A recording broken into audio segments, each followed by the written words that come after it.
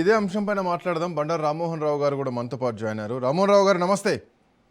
నమస్తే so Srikanth. 2027లో assembly ఎన్నికలు జరగబోతున్నాయి. అసెంబ్లీ ఎన్నికలు జరగబోతున్నటువంటి రాష్ట్రాల నుంచే 18 మందిని ఈసారి ఈ కార్యవర్గంలో, జాతీయ కార్యవర్గంలో తీసుకున్నారు.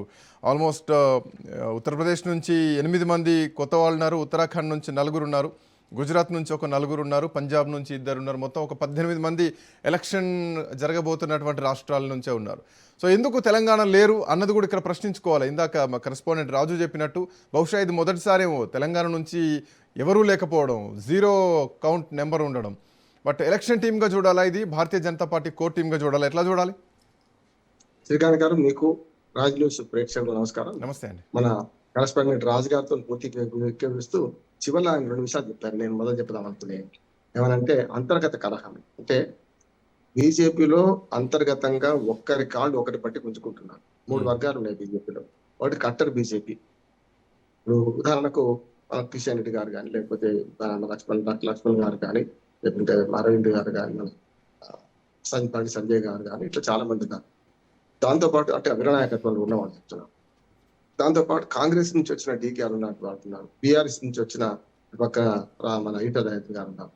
అట్లాగే చాలా మంది కాంగ్రెస్ బీఆర్ఎస్ నుంచి వచ్చిన వాళ్ళు కూడా ఉన్నారు. కొత్త నీరు రాకుండా పాత నీరు ఉరికాలు అవుతుంది కదా అని దానికి తీసుకొస్తున్నారు, కాదంటలేదు.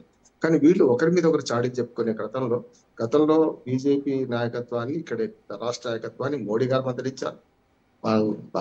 అధిష్టానం వరకు ఎప్పటికప్పుడు మందలిస్తూనే ఉంది. సో ఈ లెక్కన వీళ్ళు ఎవరికి వారన్నట్టుగా ఉన్నారు, కలిసిమెలిసి లేరు, కలహాలతో ఉన్నారు. కాబట్టి ఇది ఒక పనిష్మెంట్ లాగా చూస్తున్నారా? ఎందుకంటే ఇప్పుడు ఇచ్చిన దాన్ని ఇచ్చి నష్టపోయేదానికన్నా ఇవ్వకపోతే అందరూ సంతోషపడతారు కదా. ఎందుకంటే సామెత ఉంది, ఒక దేవుడి గురించి తపస్సు చేసిన 2 ఋషులట ఎదుటివాడు ఏమడిగాడు అని చెప్తే వాడు ఒక్క కన్ను వాడు అడిగిన డబ్బులు ఇవ్వమన్నాడు. వాడు ఒక్కొక్క కన్ను తీసేయమని వాడు అడిగితే 2 కన్ను విడిపోయింది. అట్లాగే వీళ్ళు ఏం చేశారంటే వద్దు అని ప్రచారం ఎక్కువ చేశారు. ఫలానా ఆయనకు ఈటల రాజేందర్కి వద్దు, ఉదాహరణ చెప్తున్నారు, లేకుంటే అరుణ్ గారు వద్దు, లేకుంటే ఇంకొకరికి వద్దు. అంటే నాకు కావాలని దానికన్నా ఎదుటోనికి వద్దు అనే ప్రయత్నాలు ఎక్కువ చేసినారు అనిపిస్తుంది నాకైతే. ఈ 3 వర్గాల మధ్య కలహాలే జరిగిందంట.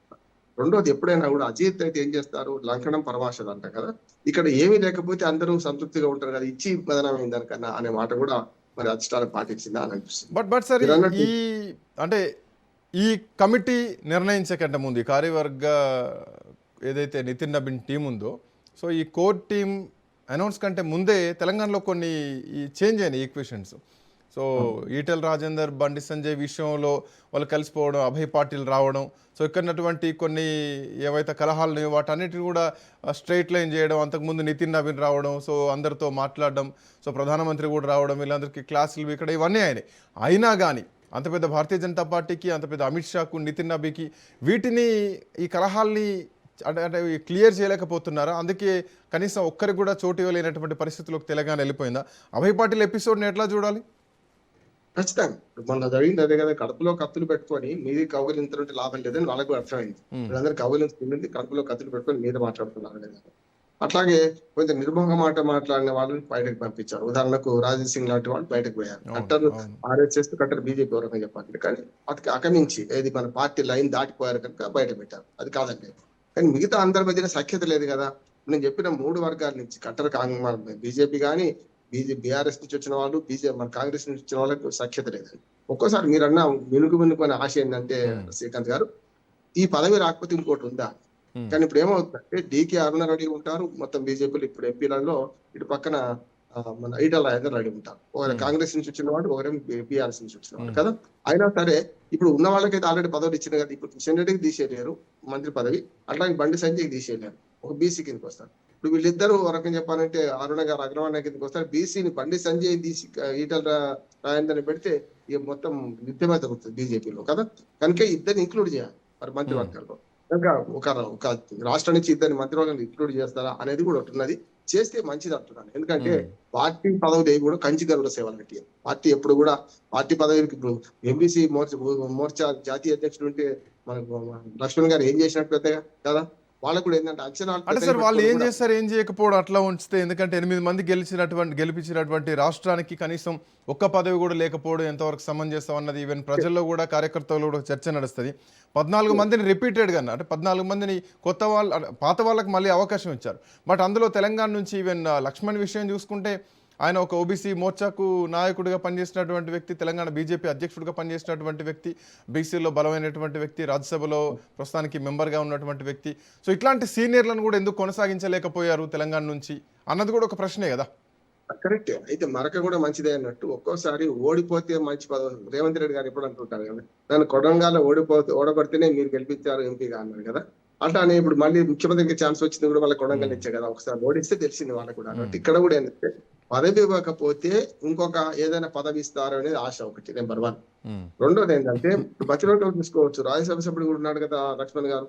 ఈ ఇద్దరి మధ్యన డొల్లి కంటే, డికే అరుణ గారి కంటే, ఇటు పక్కన మనకు ఈటల రాజేందర్ గారి కంటే సీనియర్, అన్ని రకాలుగా బీజేపీ మొత్తం కట్టర్ బీజేపీ మొదటి నుంచి ఉన్నవాడు, వీళ్ళందరికన్నా సీనియర్. యాక్చువల్ గా ఇప్పుడు బండి సంజయ్ కిషన్ రెడ్డి గారి కంటే సీనియర్. ఆయన మంత్రి పదవి ఇవ్వచ్చు. ఎందుకు మనం ఇప్పుడే తక్కువ అంచనా వేసుకుందాం కదా. ఎందుకంటే రాజ్యసభ సభ్యుడు కూడా మంత్రి పదవి ఇవ్వచ్చు కదా. ఒకవేళ నా ఉద్దేశం ఏంటంటే మన డాక్టర్ లక్ష్మణ్ గారిని తీసేయడానికి ప్రధాన కారణం ఏమనుకుంటున్నా అంటే మంత్రి పదవి ఆయనకు వస్తుందేమో నేను అనుకుంటున్నా. ఊహ జోస్యం కాదు కానీ చెప్పలేదు అట్లా ఒకటి. రెండోది ఏంటంటే మిగతా వాళ్ళకి ఇవ్వాలంటే అదే చెప్తున్నాను కదా, అసలు అన్ని ప్రయత్నాలు చేశారు. 2 సార్లు మందలించారంట. తెలంగాణ బీజేపీ పనితీరు సరిగా లేదు, మీరు అందరినీ కలుపుకోపోతే లేరు, పాత వాళ్ళు మీరు అట్లా చేస్తున్నారని. కొత్త వాళ్ళకు కూడా పదవులు ఇవ్వకపోవడం మాత్రం సరైనది కాదు. ఉదాహరణ చెప్తా. కొత్త వాళ్ళు అంటే ఇప్పుడు ఉదాహరణకు డాక్టర్ ప్రకాష్ రెడ్డి గారు ఉన్నారు కదా, చాలా మనందరికి టీవీలో వస్తుంటారు. ఆయన చుట్టం కాదు పక్కం కాదు కానీ ఆయన చాలా వరకు కమిటెడ్ కార్యకర్త. మరి కొత్త వాళ్ళు ఎప్పుడు రావాలి? ఇప్పుడు ఈ 3 ముక్కలాట ఆడదామా అంటే బండి సంజయ్, లేకుంటే కిషన్ రెడ్డి గారు, లేకపోతే లక్ష్మణ్ గారు. ఈ ముగ్గురు కాక బీజేపీలో మొదటి నుంచి ఉన్న వాళ్ళు డేరా అంటే ప్రకాష్ రెడ్డి గారు లాంటి వాళ్ళు దాదాపు 10 మంది వెళ్తారు కదా. అటువంటి వాళ్ళకన్నా కొత్తగా పదవులు ఇవ్వాల్సిన అవసరం ఉంటే కదా. ఇప్పటికీ మొత్తం మీద చూస్తే తెలంగాణలో బీజేపీ ఎదుగుతోంది అన్నది గత ఎన్నికలకు ముందు నుంచే చూస్తున్నాం. తెలంగాణలో బీజేపీ ఎదుగుతుంది, ప్రజల్లో కానీ పార్టీ పరంగా ఎదుగుతలేదు. జాతీయ స్థాయిలో తెలంగాణలకు అసలు ఏం కనీసం బలం కూడా లేదు అన్న సంకేతం దీని ద్వారా పోతుంది కదా. అందుకని ఏమంటున్నానంటే లుకలుకలు ఉండడం వల్ల ఎవరికి ఇవ్వకపోతేనే బాగుంటుందా అని అనుకున్నారేమో అనేది ఒకటి. అంటే ఇవ్వకపోవడానికి ప్రధాన కారణం ఒకరికి ఇస్తే ఒకరు కోపం ఇష్టట్టుంది, ఒకరికి ఇస్తే ఒకరు వ్యతిరేకిస్తున్నారు. ఎవరికి ఇవ్వకపోతే అందరూ సంతోషపడతారు కదా. పెద్దగా వాడికైతే నాకు రాకపోయినా ఎదుటి వాడికి రాలేదు అనే ఒకటి ఉంటది కదా మానవ మనస్తత్వం. అది బాగా గమనించాలనుకుంటున్నా. రెండవది లక్ష్మణ్ గారు లాంటికి మంత్రి పదవి ఇస్తారేమో అట్లా అనుకుంటున్నాను. ఎందుకంటే లక్ష్మణ్కి ఇస్తే ఎవరు వద్దన్నారు కూడా, ఎవరు వ్యతిరేకించరు కూడా. మూడోది ఏమంటున్నానంటే రేపు ఎన్నికల కోసం సమాయత్తం చేయాలంటే మీరు అన్నట్టు ఒకటి కాకపోతే 2 మంత్రి పదవులను ఇస్తారేమో అని ఒక మాట కూడా అనుకుంటున్నారు. దానివల్ల ఏమైందంటే మంత్రివర్గంలో స్థానం దొరికింది అనుకోండి, ఇప్పుడు గన్మెన్లు ఉంటారు.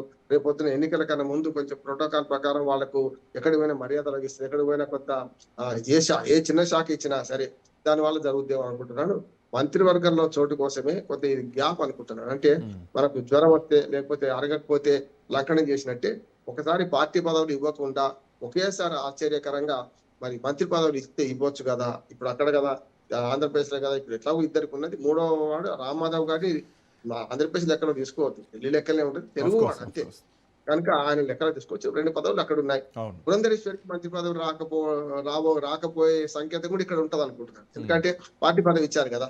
పురంధరేశ్వరి గారికి మంత్రి పదవి ఇవ్వకపోవచ్చు కదా.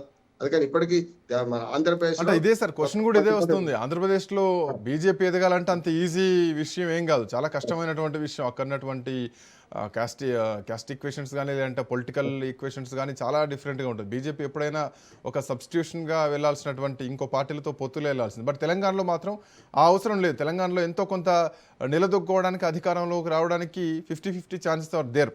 బట్ అట్లాంటి తెలంగాణను ఎందుకు పక్కన పెట్టారు, ఎందుకు ఏపీకి 2 ఇచ్చి తెలంగాణకు 0 ఇచ్చారు అన్నది ఒక ప్రశ్న అయితే కనుక, అంటే ఎలక్షన్ మిషన్ లాగానే చూస్తే కన్నా అట్లయినా తెలంగాణకు రావాల్సిందే. ఏపీ కంటే ప్రయారిటీ లిస్ట్లో తెలంగాణ ముందు ఉండాలి. ఈవెన్ రేపు పొద్దున గతంలో జిహెచ్ఎంసీలో అత్యధిక స్థానాలు గెలిచినటువంటి భారతీయ జనతా పార్టీకి మళ్ళీ ఇందాక రాజు చెప్పినట్టు the entry of south India, gate way of south India అనడానికి తెలంగాణే ముఖ్యమైనటువంటి అంశం. బట్ ఇక్కడ ఈ వేరియేషన్స్ ఎట్లా చూడొచ్చు? ఖచ్చితంగా. అందుకని రాజుగారు చెప్పిన దాన్ని పూర్తిగా ఏకీపిస్తున్న రిపీట్ చేయొద్దని నేను చెప్పడం లేదు, పూర్తిగా మీరు అనేది వాస్తవం. రెండోది ఏంటంటే ఇప్పుడు ధేర్ హై మగర్ అంధేర్ నహి అన్నట్టు ఇప్పుడు ఆలస్యమైంది, ఇవ్వకపోవడం జరిగింది. కానీ మంత్రి పదవులు వస్తాయని అనుకుంటున్నాను. ఇంకోటి మీరు అన్నట్టు బీజేపీ ఇప్పుడే ఉమ్మడి ఆంధ్రప్రదేశ్ లో కూడా కృష్ణరాజు గారు అప్పుడు గెలిచినా కూడా వాళ్ళందరూ తెలుగుదేశంతో పొత్తు ఉన్నప్పుడే గెలిచారు. ఏ పొత్తు లేకుండా తెలంగాణలో ఒకనాడు జంగారెడ్డి గారు వర్గాలు కదా, రాజేశ్వరరావు గారు వరంగల్ మేయర్ గా అంటే డైరెక్ట్ ఎలక్షన్ గెలిచారు. అట్లా విద్యాసాగర్ రావు గారు ఎమ్మెల్యే గెలిచారు, ఎంపీ గెలిచిన సందర్భం చూసాం మనం కదా, గవర్నర్ గా గెలిచారు. అట్లా చూసుకుంటే బండారు దత్తాత్రేయ గారు మొదటి నుంచి గెలుస్తున్నారు. ఇప్పుడు కిషన్ రెడ్డి గారు కూడా రెండోసారి గెలవడం. ఇట్లా చూసుకుంటే మన తెలంగాణలో 8 సీట్లు పార్లమెంట్ సీట్లు అంటే సగం అసెంబ్లీ సీట్లు ఉన్నట్టే కదా లెక్కకైతే మనకు. అందుకని బీజేపీ తెలంగాణలో పొత్తు ఉండాలి. పొత్తు ఉంటే కొంచెం ఎదిగింది, పొత్తు లేకపోతే తగ్గింది. ఆ లెక్కన ఎందుకు పొత్తు లేకపోయినా మొన్న అయితే ఎవరితో పొత్తు లేదు కదా. అంతకుముందు అంటే తెలుగుదేశం పొత్తు అంటే 2014లో 5 సీట్లు గెలుచుకుంది అసెంబ్లీ సీట్లు. అట్లాగే ఏ పొత్తు లేకపోతే ఒకటే సీటు మిగిలిపోయింది 2019లో.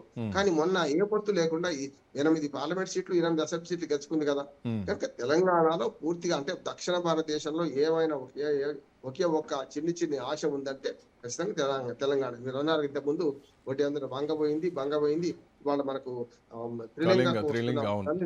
అంటే మీరు బీహార్ గెలవగానే ఆఫ్కాబాద్, వెస్ట్ బెంగాల్ అన్నారు కదా, అనేది వెంటనే గెలిచింది అక్కడ కూడా. అంటే సార్ ఇది ఎలక్షన్ మిషన్ అనడానికి కూడా అఫ్ కోర్స్ కొంత కనిపిస్తుంది స్కోప్. బట్ ఆ లెక్కన చూసుకుంటే కనుక 2027లో 7 రాష్ట్రాలకు ఎన్నికలు జరగబోతున్నాయి. దాంట్లో ఉత్తరప్రదేశ్ ఉంది, ఉత్తరాఖండ్ ఉంది, అట్ సేమ్ టైం గుజరాత్ ఉంది, పంజాబ్ ఉంది. ఈ 4 రాష్ట్రాలకు అభ్యర్థుల్ని కొత్త టీం మెంబర్స్ని 4 రాష్ట్రాల నుంచి నలుగురు ఇద్దరు చొప్పున తీసుకున్నారు. బట్ కమింగ్ టు గోవా నుంచి కానీ, మణిపూర్ నుంచి కానీ, హిమాచల్ ప్రదేశ్ నుంచి కానీ ఇక్కడ కూడా ఎవరిని పెట్టలేదు. తెలంగాణలో ఎట్లాగైతే పెట్టలేదో ఆయా ఎన్నికల రాష్ట్రాలు జరిగేటువంటి రాష్ట్రాల్లో కూడా ఎవరిని పెట్టలేదు. సో ఈ అంశాన్ని ఎట్లా చూడొచ్చు? అంటే గోవాది పెద్ద సమస్య కాదు. గోవాలో ఎప్పుడైనా బీజేపీకి మంచి పలుకుబడే ఉంది. పార్టీ పదవులు ఉంటేనే గోవాలో పనిచేస్తారు ఏం లేదు, అక్కడ పనిచేస్తారు. ఇక మణిపూర్ మన పంజాబ్, మన హిమాచల్ ప్రదేశ్ చూసుకుంటే అక్కడ ఎన్నికలు 2027లో ఉన్నాడు. పార్టీ పదవులు ఇస్తేనే ఎన్నికల పనిచేయాలని ఏం లేదు కదా. కనుక మంత్రి పదవులు ఉన్నాయి అక్కడి నుంచి. కనుక ఆ రెండు చూస్తున్నాం మనం. మణిపూర్ అయితే ఈశాన్య భారతదేశంలో మొదటి నుంచి వాళ్ళ ఖాతాలో ఉంది. అసలు 7 సిస్టర్స్ పూర్తిగా వాళ్ళ బీజేపీ పరమైన, ఒకదాని పూర్తిగా కాంగ్రెస్ తో బీజేపీ పరమైన, కాంగ్రెస్ లేకపోతే కమ్యూనిస్టులు ఉండేవాళ్ళు త్రిపుర కానీ, అట్లాగే పశ్చిమ బెంగాల్ కానీ పక్కన ఉంది. కనుక ఇప్పుడు చూసేది ఏంటంటే ఇప్పుడు ఏదైతే నష్టపోయిందో తెలంగాణ, దానికి బదులుగా మంత్రి పదవులు వస్తాయని నేను అనుకుంటున్నాను. అందులో లేడీగా మనకు డికే అరుణ గారికి, జంట అయితేనేమో అయితే ఈటల రాజేందర్ గారు. ఎందుకంటే బలహీన వారికి తీసేయడం ఉండదు, ఎక్స్క్లూజివ్ ఉండదు, ఇంక్లూడింగ్ ఉంటుంది కానీ ఎక్స్క్లూజివ్ ఉండదు. లక్ష్మణ్ ఇద్దరు మగవాళ్ళలో ఇద్దరికి అవకాశం ఉంటుంది. ఒకవేళ కట్టర్ బీజేపీకి ఎదవలుచుకుంటే లక్ష్మణ్ కనిపిస్తాడు. లేదు కొత్త వాళ్ళు బయట పార్టీ నుంచి వచ్చిన వాళ్ళు ఇంక్లూడ్ చేసుకుంటే ఇన్వాల్వ్ చేసుకుంటే అనుకుంటే అటు డికే అరుణ గారికి ఇటు ఈటల రాజేందర్కి ఇస్తే లక్ష్మణ్ మన బండి సంజయ్ అభ్యంతరం పెట్టడానికి వీల్లేదు. ఎందుకంటే తన మంత్రి పదవి అట్లాగే ఉంచి ఈటల రాజేందర్కి ఇస్తే ఎవరు వద్దన్నారు. కాకపోతే ఒకటే ఊరిలో 2 కట్లు ఇమ్మడతాయా లేవా అనేది కూడా ఆలోచన చేస్తుండొచ్చు.